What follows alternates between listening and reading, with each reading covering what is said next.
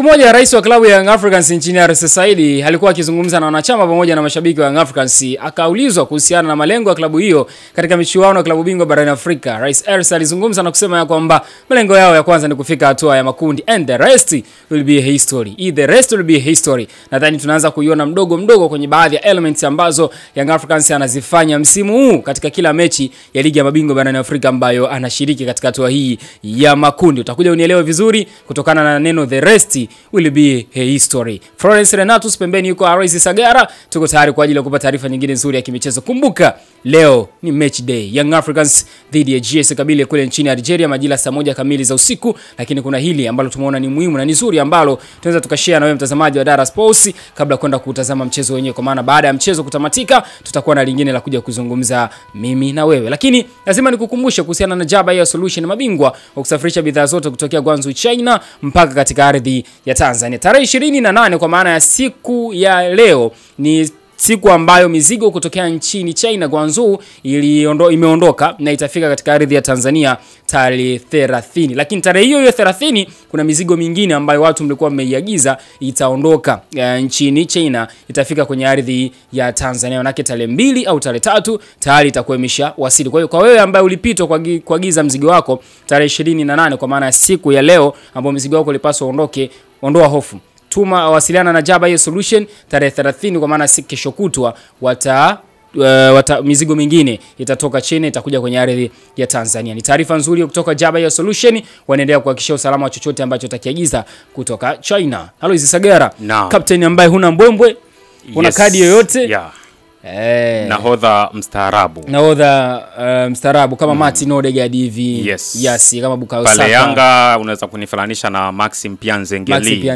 Japokuwa yeye sio nahodha.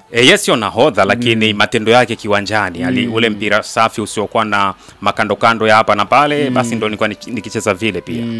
Bwana, karibu ndani ya Dar Sports. Aloysi Sagara, nimeanza kwa moja kauli ambayo aliwahi kuizungumza. Ndio. Rais wa klabu ya Young Africans nchini RS Saidi ya kwamba malengo ya Young Africans ni kufika hatua ya makundi, lakini mimi nilizingatia neno the world will be a history, the rest will be a history. Yani kitakachofuata itabaki kuwa historia. Ile linaaminisha kwamba rais wa Young Africans kuna vitu amejifunza kutoka kwenye michuano ambayo ameshiriki, kwa maana miaka kadhaa ambayo imetoka kumalizika, na ataitumia kama funzo kuelekea msimu huu. Na moja ya kitu ambacho mimi nilikuwa nakifahamu vizuri sana baada ya clip hii kumwekea mtazamaji wa Dar Sports atakapoitazama vizuri tukio ile ambalo lilifanywa na afisa habari na mawasiliano ya Young Africans jana wakati wanafanya mazoezi ya mwisho kule nchini Algeria. Imenipa picha kwamba tayari Young Africans wameshakuwa matured katika kuzicheza game za Champions League both home and away. Kabla ya kumwekea mtazamaji wa Dar Sports kidogo ushiriki na mimi kwenye hiki ambacho nimekuambia. Ni sahihi zaidi Florence, kwa sababu Yanga tunasema kwanza tazama jinsi walivyoondoka Dar es Salaam. Wameondoka siku ya Jumatatu. Hiyo yote ni kujiandaa mapema kwenda kusoma mazingira yakoje, maana mara ya mwisho wamecheza dhidi ya Usma kwa mwaka 2022 mara mwisho ilikuwa ni MC Alger. MC Alger. Mara mwisho amecheza na MC Alger, kuna muda umepita hapa katikati. Kwa hiyo kuna mambo ambayo yamekwisha badilika. Wakaondoka mapema kwenda kuwa familia na mazingira ambayo yako hivi sasa nchini Algeria. Kwa hiyo unatazama kile ambacho kimefanywa na Ali Shaabani Kamwe pamoja na klabu ya Yanga kwa ujumla. Hiyo yote ni kuonesha ya kwamba hivi sasa sio wageni tena kwenye michuano ya kimataifa, haswa ligi ya mabingwa barani Afrika ambayo Yanga ndo amekuwa akishiriki mara kwa miaka ya hivi karibuni. Kwa hiyo kile kitendo kinaonesha ukubwa wa Yanga kwamba tunaweza kucheza nyumbani tunaweza kupageuza ugenini kuwa kama nyumbani. Tunaenda tunajisikia tuko nyumbani kutokana na case study au research ambayo tumeifanya kwenye nchi husika ambayo tumeenda kufanyaje kucheza mchezo wetu. Kwa kile kitendo kinaonesha kwamba Yanga ya sasa sio Yanga miaka ile ambayo ilikuwa ikishiriki michuano inaenda pasipo kufanya research kabla ya kwenda eneo fulani. Bwana Aloysi Sagara huyo, pengine naona hamu ya kutaka kujua ni nini ambacho tunakimaanisha. Tushe na hiki hapa, lakini Mr. Paco ndo atafanya hiyo kazi, sio mimi Florence. Let's go. Tena profile kubwa, ni timu inayoheshimika hapa Algeria. Sasa heshima kubwa zaidi matokeo. Ndio mzee mkubwa over. Ndio. under control hapa. Juu. Nyuma huko chini huko. Geuka nyuma kabisa huko. Panda huko. Yes, huyo ni Ali Shaban Kamwe. Yeye anaendelea na mambo yake. Sasa mimi nigelee hizi maiki zangu. Wewe endelea na shughuli yako huko unapokwenda. Kuna vitu ulikuwa na maelekezo kidogo? Basi tupate utamu, ngoja tupate utamu. Utamu kidogo. Hii klabu kubwa sana. Hii ni official training, setup ya mwisho. Kwa hiyo tunahakikisha hakuna kiumbe chochote kilichomo huko ndani, kiwe hai au kipo hai. Yaani hata mmea tuutaki zaidi Yanga. Kwa hiyo tumeweka hizi kwa ajili ya mawasiliano. Kuna watu wasambaza kote huko. Kuna watu watoa kwenye vyumba walikuwa wamekaa mule na turekodi huko. Tumetoa drone. Kuna drone shot nimesema. Drone kawafu wamekaa hivi na tokeni. Toka. Ni klabu kubwa lote. Kwa hiyo ni mawasiliano kwa ajili ya taarifa za humu ndani, kuhakikisha hakuna mtu yote ambaye anashuhudia mazoezi yetu. Tuliandaa vizuri. Lazima tujalie siku ya kesho. Bwana, umeona? Yes. Moja ya kitu ambacho pengine kuna watu wanaweza wakakichukulia kwenye mtu fulani akaona mbona kama kitu cha kawaida. No. So kitu cha kawaida. Umesikia mwishoni Alikamwe amezungumza na kusema amefurahi, akasema timu kubwa hii. Sio, unaelewa? Yes. Yaani kuna baadhi ya vitu ambavyo hata kwenye maisha yetu sisi ya kibinadamu ndio ukivifanya tunaanza kuona huyu kijana sasa akakua.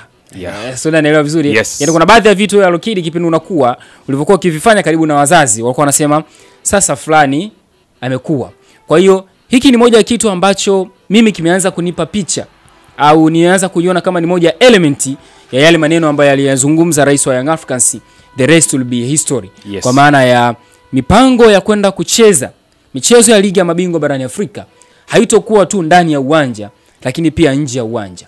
Inawezekana msimu uliopita Young Africans hiki nacho kilikuwa ni moja ya kitu ambacho kiliwaangusha na kuwafanya washindwe kufanya vizuri katika michezo ya away ambayo walihitaji kupata matokeo. Inawezekana pia. Yes. Right? Yeah. Na inawezekana sasa wanaitumia kama waliona kama ni walivyofanya evaluation, sasa walichukulia kama challenge na sasa wanaifanyia kazi. Right? Yeah. Kwa maana ya kufanya secure eneo lote ambalo mmeenda kufanyia mazoezi. Si unaelewa vizuri? Yes. Kuhakikisha hamna kiumbe yoyote ambaye haendani na klabu ya Young Africans yumo ndani ya ule uwanja anatazama mazoezi ya Young Africans. Kwa sababu huwa kuna namna ambavyo Lokidi ni kocha kitazama timu hivi.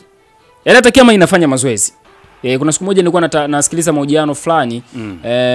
Alikuwa ni kocha wa timu ya taifa. Alikuwa ni Juma Mwambusi, kama na Juma Mwambusi unamkumbuka vizuri? Yeah. Alikuwa kocha wa Young Africans. Yeah. Alipokuwa anazungumza akaulizwa kwa nini ulisema mapema kwamba waoni Simba wakienda kushinda ile mechi, ilikuwa ni dabi. Mwambusi akasema ya kwamba kupitia warm up ambayo niliwaona Simba wanaifanya.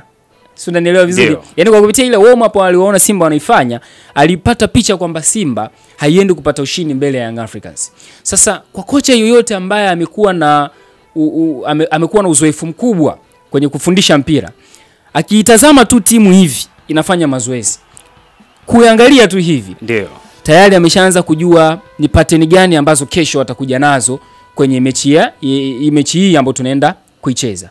Au akitumwa hata mtu yoyote tu ambaye ana uwezo wa kutazama kitu na akaja akakielezea vizuri. Unajua kuna yule anaweza katazama asiwe na uwezo wa kukielezea kile kitu vizuri. Yes, vizuri. Kuna yule sasa akitazama anakuwa na uwezo mzuri wa kuja kukuelezea.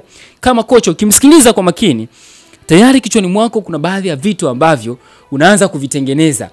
Kuna mbinu ambazo umeshaanza kuzijua kuhusiana na mpinzani ambaye unaenda kukutana naye. Huenda Young Africans msimu uliopita ni moja ya kitu ambacho walikiona kwa namna moja au nyingine kiliwaangusha kuelekea mechi husika. Tunaelewa vizuri. Yes. That's why msimu huu wakaona no, tukishafika kwenye uwanja wa mazoezi, kwa sababu hii ni haki yetu kikanuni, tukiwa tunaitimiza, basi asiwepo yoyote ndani ya uwanja. Inawezekana kuna mahali wamejificha. Just imagine inafikia hadi hatua ya timu kwenda kununua radio call kwa ajili ya kuzungumza uwanjani. That is what we are talking about. Young Africans tunaweza tukasema wamekuwa matured katika kuzicheza game za Champions League. Kwamba ukimsikiza vizuri Alikamwe, pale alikuwa anaongea, maana yake kuna watu wako wa Young Africans mule ndani ya uwanja yeah. wanazunguka. Na kama umemsikiza vizuri anasema popote tulikuwa tunaenda tunakagua kila maeneo. Hata kama kuna mti wowote tunaungoa. Yeah. Sina vizuri. Yes, unajua ushindi, unapoona klabu inapata ushindi tena kwenye soka letu la Afrika, ukiangalia michuano kama ya ligi ya mabingwa barani Afrika, kwa kundi kama la Yanga ambalo lina vigogo watatu kutoka Afrika Kaskazini, unamzungumzia Al Ahly, unamzungumzia FAR Rabat, unamzungumzia JS Kabylie ambaye anacheza naye leo, champion wa ligi ya mabingwa barani Afrika, yes, mara mbili. Yep. Yeah, kwa kundi kama lile lazima hizi small details au vitu vidogo ambavyo hata vinatokea nje ya kiwanja kuendea mchezo fulani lazima uvifanye kwa makini mkubwa au vizingatie. Kwa mfano, kwa tukio ambalo limetokea wakati Yanga anafanya matokeo ya mwisho kwa maana ya last training session kuelekea mchezo wa leo jioni, si ndio? Wamehakikisha pale kiwanjani hayupo mtu aliyejipenyeza ambaye sio sehemu ya kikosi cha Yanga, si ndio? Yeah. Hiyo yote ni kuepuka kuvujisha mbinu zao mapema kwenda kwa mpinzani kabla hata wajaenda kiwanjani, kwamba kama ilivyo kawaida kwenye last session ndio mwalimu muda ambao anajaribu kuwapa maelekezo wachezaji kuhusu mchezo unaofuata, kuhusu mbinu za kiuchezaji, kila kitu, kwamba wewe kesho tutacheza kwa mfumo wa 4-3-3, tutacheza kwa kutumia 4-2-3-1, wewe utakuwa hapo, utatimiza majukumu haya. Kwa akijitokeza mtu ambaye amejipenyeza pale ndani, sio mtu wa Yanga, akatoa zile siri nje mapema, basi kocha wa timu pinzani anaweza akajipanga kwenda kukabiliana na Yanga, kwa sababu kwanza ana faida, ishajua first starting lineup ambayo itaenda kuanza, yani kuna picha tayari kashaipata. Yes, maana kuna grupu linatengwa, first 11 starters wao wanatengwa kabisa, kwamba nyie kesho mtaenda kuanza mchezo, wanafanya mazoezi yao. Ni rahisi sana kugundua. Kwa hiyo itampatia kocha wa timu pinzani kwamba atawafahamu kesho ataanza Maxim Pia Nzengera atacheza nafasi fulani, Pakome hivi au hatakuwepo, sijui unaelewa. Hiyo tayari ni faida kwake. Anapoenda kupanga lineup yake, anapanga kwa sababu tayari ashamjua mpinzani anaingia vipi. Lakini pia mbinu za kiuchezaji kwenye last session training ndiye mwalimu anatoa majukumu na mbinu zake ana inject ndogo za kutimiza kiwanjani kuendea mchezo unaofuata, kwamba kesho Maxi kwenye mchezo uliopita ulifanya hivi, kesho kwa sababu JS Kabylie ana weakness hizi, nataka utimize malengo haya kiwanjani. Sasa ikitokea umempatia fursa mpinzani akakuchunguza mapema na kubaini mbinu zako ambazo utaenda kuzitumia dhidi yake, anaweza kujihami pia na ikawa ngumu kwako wewe kupata matokeo chanya. Na ukitazamia Yanga tayari ana alama 3. Kinachofuata hesabu zake ni kwamba aende atafute sare. Hilo ndio lengo kubwa, kwanza ni sare. Kwangu mimi yes, kwa kile alichokizungumza Pedro Gonçalves, Yanga anaenda kutafuta ushindi leo. Okay, fine. Kama ushindi ndio fit target kwa Yanga, basi atahakikisha anapata ushindi. Ila ikitokea mazingira kupata ushindi yamekuwa magumu zaidi, basi hata akiondoka na alama moja ugenini sio mbaya. Atakuwa amefikisha alama 4. Ili hali JS Kabylie ataendelea kudidimia zaidi huku chini. Yanga kufikisha alama 4, Ahly ana mchezo wake dhidi ya Mamelodi Ahly ana mchezo kwenye kundi hilo unapigwa leo pia dhidi ya FAR Rabat majira saa 4 usiku. Hata kama akishinda akifikisha alama 6, Yanga akawa na alama 4, tofauti alama 2, sio mbaya kwa upande wake, kwa sababu kundi lao lina timu ambayo timu kundi B la Yanga limehusisha vigogo wakubwa sana kutoka barani Afrika. Kwa namna kama hiyo unaweza kutazama kwa picha kubwa zaidi kwamba hiki kilichofanyika sio kitu cha kawaida, kwamba siku zote ushindi unapatikana kutokana na kujimarisha na tegua mitego midogo zaidi ambayo mpinzani anaweza kuiweka na ikakunyima wewe ushindi. Safi sana. Ni Aloysi Sagara huyo, tukipita kuhusiana na kile ambacho tumekiona katika uwanja ambao Young Africans leo wanakwenda kutumia JS Kabylie dhidi ya Young Africans. Inawezekana nawe pia ulitazama video lakini hukulitilia manani sana ili tukio, lakini sisi Dara Sports huwa tunatazama kwa jicho angavu. Unaweza kusema hivyo, jicho la tatu. Jicho la tatu jicho la tatu ndio linatazama kwa umakini sana. Yes, kwa kina, kiundani, yani pale ambapo yani kuna namna ambayo tunataka tutengeneze ili tuoneshe kwamba tuko tofauti. Yes. Pengine kuna sidhani kama story kuna sehemu yote wameizungumza. Kwa wengine sio story. Ila kwa Data Sport ni story kwa sababu tunakupa vile vitu ambavyo vinahitajika. Sasa moja ya kitu ambacho umetoka kuzungumza hapo kwa ubora sana ni kuhusiana na final training ya Young Africans. Pengine mtu akawa anasema sasa training tu then mnaona kama vile yani kuwafukuza watu ili wasiangalie final training. Yani nimpe mfano mzuri mtu. Kipindi tunasoma darasani ulikuwa kesho kielekea mtihani fulani, labda wa Kiingereza, Kiswahili, whatever. Unaanza kufanya review ya chote ulichokisoma kuanzia mwanzo mpaka mwisho. Kwa sababu baada ya hapo kesho yake ni mtihani unaenda. Nichukulie mfano mzuri ambao tumesoma chuo kikuu. Ulikuwa ukishamaliza somo hilo hutolirudia tena. Yes. Kwa hiyo unachokifanya ni kwamba una review kila kitu kwanza ulichokisoma first semester, ni kwanza pale semester inaanza mpaka mwisho wa semester then ndio unaenda kufanya mtihani. Sawa? Kwa hiyo ile unavokuwa unasoma mwishoni ile, right? Unavokuwa unasoma mwishoni ile unakuwa uhitaji disturbance zozote, kwa sababu unajua baada ya hapa sitopata tena muda wa kusoma. Ninaenda kufanya mtihani. Ndio kwa Young Africans, right? Yeah. Kwa hiyo hata kwa Young Africans wamefanya mazoezi ndani ya siku 2 nadhani nchini Algeria, right? Yeah. Baada ya hapo wanaenda kufanya finalization ya yale mazoezi yote ambayo waliyafanya siku ya jana, ili siku ya leo waingie kwenye mechi. Sio kwamba siku ya jana mwalimu amepata kitu kipya sasa anataka akiweke kwa wachezaji ili kesho akakiapply uwanjani. Sidhani kama inawezekana. Yes. Ila mwalimu anachotaka final training, maana yake ni kwamba mwalimu ana finalize kile chote ambacho aliwafundisha wachezaji, right? Wanaingia pale kwenye kocha wa viungo, anafanya mazoezi ya mwisho, baadaye anarudi darasani kama ilivyo kawaida kwenye masuala ya theory, anawafundisha, lakini kile ambacho kitafanyika pale kwenye final training ndicho ambacho huwa kinaanza kuaksi nini ambacho kesho kinaenda kutokea. That's why mwalimu yoyote yule Aloizi, yes, ukimuuliza kuhusiana hivi mchezaji fulani mwalimu kesho unaweza ukamtumia kwenye mechi fulani, anakujibu tu anakuambia tutaangalia kwenye mazoezi ya mwisho. Manake mazoezi ya mwisho ya mwalimu yanaanza kumpa picha ya nini ambacho kesho kinaenda kutokea. Utayari wa wachezaji na utimamu wao kimwili na kiakili unaonekana pale kwenye final training. Si unaelewa? Yeah. Ndio maana nikasema kwenye final training lazima uiheshimu sana, na uwezo ukaruhusu mtu kutoka outside tu akakaa kaangalia final training yenu.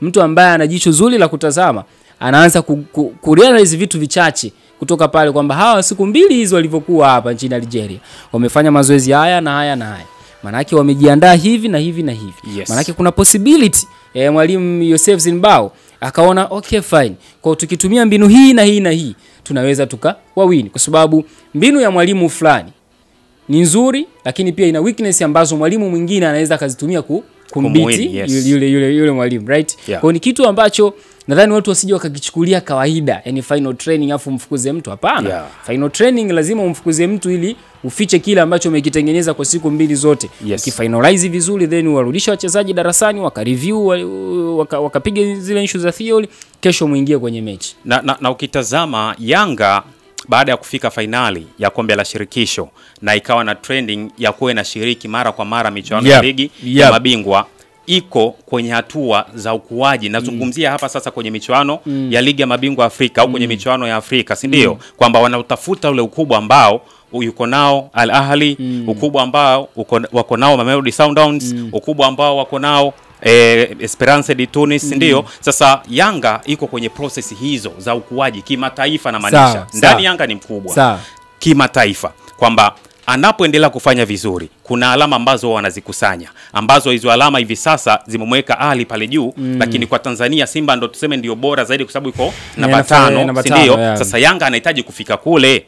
Yanga ili afike kule ni lazima aanze kukusanya alama, maana unapomaliza nafasi kwenye msimamo wa kundi kuna alama ambazo kwenye kila mechi ya hatua ya makundi unaocheza wanaanza kuhesabu kwenye kila mechi ya hatua ya makundi ndio. Sasa ule msimamo wa mwisho ndio anaangalia, je, aliyemaliza aliyefuzu kwenda robo finali namba 1 anakusanya alama kadhaa, na nafasi ya pili alama kadhaa, ya tatu mpaka wa mwisho pia anakuwa na alama zake, si ndio? Sasa Yanga anataka kufanya vizuri zaidi ili akusanye alama nyingi na aelekee juu, aweze kufika wale hata 5 bora ambaye Simba yupo hivi sasa. Yanga ni timu ambayo huwa inapenda vitu vizuri siku zote. Tazama kwenye ligi, Yanga ndio the most decorated teams au club ambayo ina mafanikio makubwa zaidi. Sasa Yanga kama ana mafanikio Tanzania, basi anataka pia au anapenda siku moja awe na mafanikio pia kwenye michuano ya Afrika, haswa ligi ya mabingwa barani Afrika au hata kombe la shirikisho. Yaani kinachoenda kufanyika ni kwamba lazima uwe timu ya kuogopwa na kuheshimika. Yes. Unajua watu wanaweza wakawa wanakuheshimu always, lakini hawakuogopi. Sasa kuna yule mtu anakuwa na vitu vyote viwili, yani anaogopwa na anaheshimika pia. Kwa mfano Ahly anaogopeka na heshima pia yuko nayo. Sasa hivi kuogopa kwake ni kama vile kumepungua kidogo Al Ahly. Ukiangalia toka msimu uliopita kuna namna ambavyo Al Ahly ile kuogopa kama ilivyokuwa zamani, kwamba bwana anaenda kucheza na Al Ahly, kuna namna ambavyo watu walikuwa wanaogopa sana. Kwa sasa hivi ukiangalia vizuri soka la chini huko kwa wenzetu wa Afrika Kaskazini. Sasa kuna namna ambavyo limekuja kupungua sana, na kupungua kwake kumekuwa kusababishwa na timu zetu hizi za kutoka huku Afrika ya Kati pamoja na Afrika Kusini. Kwenye Mamelodi Sundowns anakuja kuwa moja ya timu ambayo imekuwa ikizitesa hizi timu za juu. Simba Sports Club amekuwa mbabe naye pia kwenye michuano ya klabu bingwa barani Afrika. Kwanza tukitendo cha kuwa nyumbani kwake kutokuruhusu kufungwa ovyo ovyo ni moja kitu ambacho kimeleta kiburi sana kwenye vilabu vyetu, na kuona Waarabu kana namna moja nyingine hata ile neno kuogopeka kumepungua sana. Leo tunavyozungumza Esperance Sportive de Tunis aliyopo ndani ya top 5 ya vilabu bora barani Afrika amedraw na Stade Malien ya nchini Mali, si ndio? Ukitafuta Mali hata kwenye 20 bora za vilabu bora barani Afrika hauyapati au uipati, si ndio? Yes, kwa hiyo kwa namna moja au nyingine ile kuogopeka sana kwa Arabu kwenye soka la bara la Afrika kumepungua, ila kilichobaki ni ile utemi ambao wameutengeneza kwa muda mrefu bado unaendelea kuwalipa. Yani sisi ndo tunaanza tunaweza tukasema tuko nia katika kukimbiza ule ubora ambao walikuwa nao kwa muda mrefu. Yani wao wanachokifanya tayari walishakuwa bora, wanajiboresha tu. Si unanielewa? Unaweza kusema ni wanaji-update kila siku, wanaji-update kwa kutafuta mbinu ambazo zinaweza zikawafanya wao kuendelea kuwa bora. Ila sisi huku ndo tupo katika mapambano ya kuhakikisha tunaufikia ule ubora wao. Inawezekana kwa sababu ukiangalia progress ya sisi watu wa kati pamoja na Afrika Kusini huku, unaiona namna gani ambavyo ilivyo kubwa kila siku. Ukiangalia msimu uliopita finali ameingia Mamelodi pamoja na Pyramids, ndio. Bahati mbaya Mamelodi kashindwa kutumia vizuri uwanja wa Madiba kule, katoka bila ilikuwa 1-1, kaenda kule Pyramid kafanya yake, wakachukua ubingwa. Kwa hiyo ule ubabe ambao walikuwa nao Waarabu, unajua hata leo Al-Ahly Salidrona Young Africans the last game 1-1 walivyoenda kule Yanga ndo akapoteza mchezo. Sikumbuki mara mwisho Al-Ahly kuja hapa Tanzania akapata ushindi kwenye vilabu vya Simba na Young Africans. Si unaona huo ugumu? Yaani zamani ilikuwa ni kwamba wanaweza wakakubiti home and away tena kwa idadi ya magoli mengi sana. Sisi tuko pamoja. Ila kwa sasa hivi ndio maana nakwambia wanaji-update. Yaani kile ambacho wameona hakiwezekani hawadili nacho tena. Wanadili na kile ambacho kinawezekana. Wameshagundua moja ya kazi kubwa ni kupata matokeo kwenye hivi vilabu vya Afrika ya Kati na Afrika Kusini. Si unanielewa? Kwenye viwanja vyao vya nyumbani. Al-Ahly alishakula chuma 5 kule kwa Madiba kutoka kwa Mamelodi kama unakumbuka vizuri. Kwa hata Al-Ahly leo ukimwambia unaenda kule chini South kucheza na Mamelodi, hauwezi kumuona Al-Ahly anacheza mpira mzuri, right? Kwa sababu anaamini ni ngumu kupata matokeo. Kwa hiyo moja ya mbinu ambayo wanabaki nayo Waarabu sana ni kuhakikisha wanatumia vizuri uwanja wao nyumbani ambao utakuwa unawapa faida ya wao kuonekana kuwa bora zaidi. Lakini pia silaha kubwa ambayo vilabu kutoka Afrika Kaskazini vinaitumia ni nguvu ya kipesa au nguvu ya kiuchumi ambayo wako nayo. Washagundua kabisa sisi wanapata upinzani mkubwa kutoka Kosafa, kutoka Sekafa upande wetu huku, si ndio? Wanachokifanya ni kutumia pesa nyingi sana kuboresha vikosi vyao kwa kuleta wachezaji ambao wana uwezo wa hali ya juu. Mtazame Mahmoud Trezeguet. Trezeguet kacheza Uingereza, kacheza vilabu mbalimbali, leo yuko pale. Mtazame Hakim Ziyech, yuko Wydad Casablanca, anacheza leo na Azam FC, ndio yuko pale, amerudishwa tena Amrabat. Yes, unatazama vitu kama hivyo kwamba tayari wamegundua kwamba tunakimbizwa kwa spidi isiyokuwa ya kawaida. Kwa hiyo tunapaswa kuboresha zaidi vikosi vyetu, tutumie pesa kadri tuwezavyo, tuboreshe timu zetu ili wasitukute, tuendelee kukuza lile gap ambalo lipo baina yetu na wao. Bwana, Aloysi Sagaro, jina langu ni Florence Renato. Tunakushukuru sana wewe ambaye umeendelea kuichagua Dar Sports. Moja ya kitu kizuri ambacho sisi tumekiona tukasema tunaweza tukashare na wewe, na hopefully utakuwa umefurahi, umeenjoy, lakini pia umepata ambacho nawe pia unaweza kaenda kuwasimulia wenzio. Na kukumbusha kuhusiana na Jaba Solution, hakikisha unafanya vile ambavyo nimekuelekeza kwa wewe ambaye ulihitaji kutuma mzigo wako kutokea Guangzhou China. Na hapa nakumbusha ya kwamba ni tarehe 1 sio tarehe 30. Tarehe 1 ndio mzigo utatoka China, utafika kwenye ardhi ya Tanzania. Mr. Paco anatukumbusha, anatuambia kwamba anatamani Young Africans leo wafanye kama Arsenal ambavyo wamekuwa wakifanya siku zote. Tumia kona tu, watu watakuelewa vizuri. Bye.